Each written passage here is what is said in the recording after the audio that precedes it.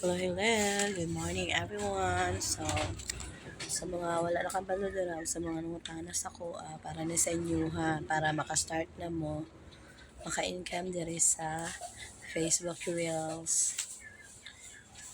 So, i-watch na ninyo akong video. So, humana dyan ninyo ha, sa mo na ni siya. Una, mato ka sa Facebook. And then, dili na akong Facebook, ako na siyang anak. So, and then, mato ka dire sa imong profile. Click mo yung profile. Then, sa tulo ka dot, i-click mo dira. Kani, nasa baba nga, turn on professional mode. Kani, i-mo na siyang pasliton. Yan. And then, turn on. So, yan. Turn on na. So, nainyo na siya nga, welcome to professional mode.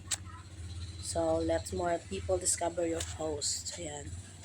Set default post for your audience. So, yan. Continue lang. So, yan. Continue. So,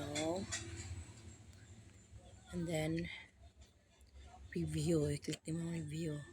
Then, done. Then, sa panidari, create new content. Mag-post ng kadala mangita kay kung sa imong i-post kay create new content daw. So, kunwari mag-post ka og bisag unsa lang imong i-post dira. Kani, show my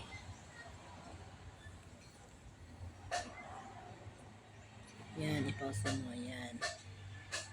So, yan, kailangan pa daw add details about yourself. So, yan. Click mo para ma-full ang blue niyang line. Wait lang, kay nag-loading pa siya. So, abot lang ka gamay. Yan.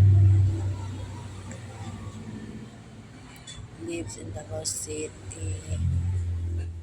Add pronouns on your profile. Add work. Dili na lang. Add work is student na lang yung mutang.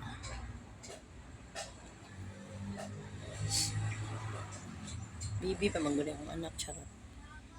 Kuan pa mangguli siya, 8 years old, then save. Yan. Save. So, yan. I-share ni mo sa imong news feeds. So, yan. Then, save. So, muna to siya. Ito, full na ang blue. So, okay na siya. So, pwede na kayo mag-back. So, yan. Welcome to professional mode on. Explore all the ways you can use professional mode to make the most of your experience.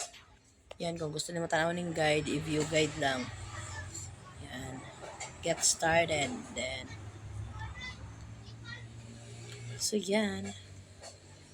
So, thank you for watching, guys. Muna na siya ang simula.